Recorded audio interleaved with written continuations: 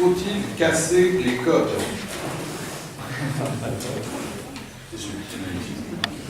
Alors les deux mots. Alors le premier mot c'est gibbeux, qui a la forme d'une bosse. Et incoercible, qu'on ne peut contenir, arrêter.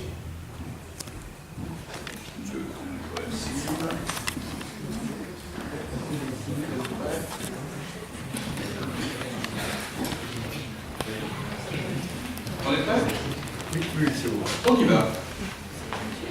Emeline, une question délicate vient de nous être posée. Faut-il casser les codes? Pour casser les codes, il faut déjà connaître et analyser l'ennemi. Qu'est-ce qu'un code? Les codes sont tout d'abord de gros livres rouges ou bleus que l'on trouve dans toutes les BU de faculté de droit, dans toutes les bibliothèques des étudiants juristes. Mais les codes se cachent partout dans la vie en société, au restaurant, Au kebab, dans les grandes réceptions, dans les cités, en politique. et même dans les jeux vidéo. Croix passe, but! Les codes sont des us et coutumes, des gestes convenus dans un groupe, comme les 3 coups au théâtre ou les gestes du chef d'orchestre. Ce ne sont pas de simples gesticulations. Sans parler des codes utilisés par les résistants pour communiquer sans être démasqués par l'ennemi. Dans l'informatique, ils s'imposent pour créer des sites internet ou tout simplement pour ouvrir notre ordinateur ou notre smartphone. Et même dans les voitures avec les feux de croisement que nos anciens appellent les codes. Et n'oublions pas l'examen du code de la route, la terreur de nos petits frères et sœurs. Tous ces codes ressemblent parfois à un langage codé. Imaginons nos parents avec un code juridique dans les mains. C'est un vrai alphabet mystérieux. Les langues sont aussi des codes, une source d'incompréhension parfois gênante. Il n'y a qu'à se promener dans un musée anglais et de demander au personnel « Where is the exposition ?» On croira que vous êtes exhibitionniste. En revanche, si vous parlez d'exhibition, on vous indiquera sans problème le chemin vers l'exposition temporaire. Tout cela peut vous porter préjudice, prejudice, qui en anglais signifie préjugé. Mais allez comprendre, ils sont anglais. En somme, Emeline, nous parlons toujours de code.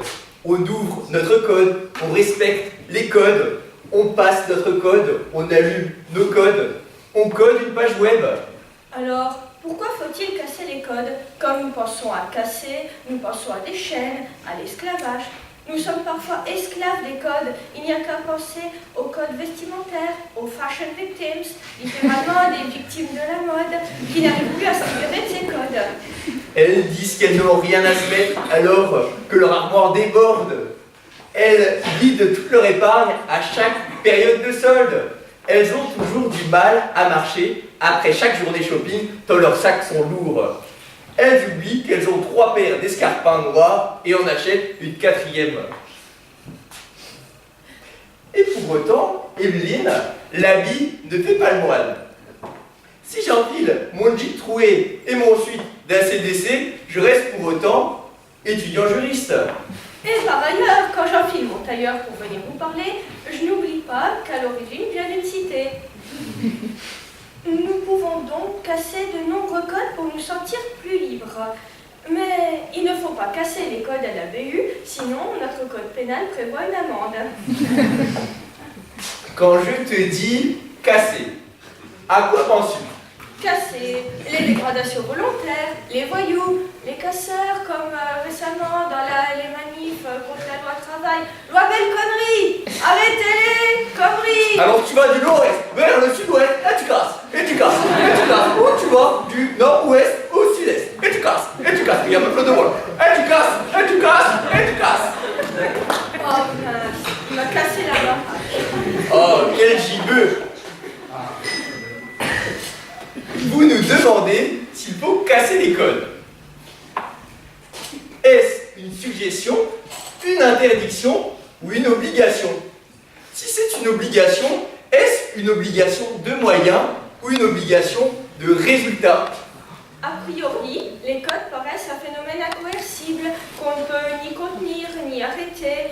Comme les codes sont communs à plusieurs personnes qui les utilisent, on ne peut pas forcer les tiers à changer leur habitude pour casser un code.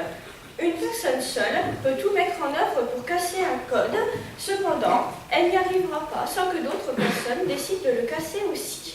Casser un code est donc une obligation de moyens, sinon c'est une obligation impossible à réaliser. Gare aux dommages et intérêts si on vous fixe une obligation de résultat de casser un code, l'inexécution est garantie. C'est parfois aussi une obligation de ne pas faire. Certains codes ne doivent pas être cassés. Il vaut mieux que l'ennemi ne déjoue pas les codes des résistants ou que les voleurs ne cassent pas les codes de la banque ou de notre smartphone. Ou encore les étudiants qui ne doivent pas casser les codes quand ils écrivent à leur professeur. Ouais Fabrice, comment tu vas? Ouais, t'as changé de télé, elle fait un peu. Elle m'a oublié quelques points, tu veux pas y jeter un petit coup d'œil? Oui, c'est vrai. Ouais, je trouve.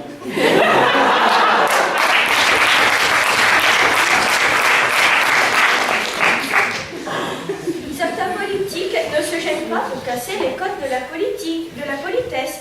Pensons en particulier à M. Sarkozy avec son célèbre « Casse-toi, pauvre con !» D'autres politiques cassent littéralement des codes juridiques.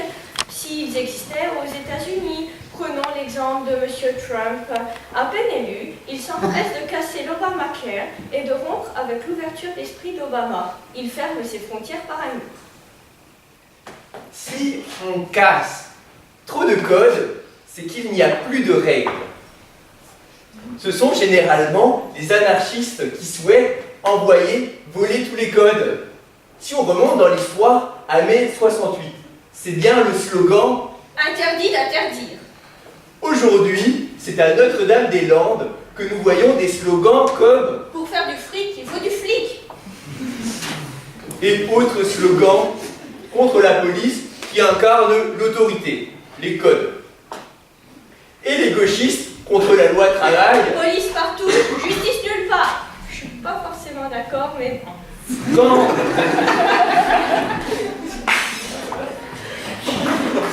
Quand on casse des codes, il faut en reconstruire d'autres.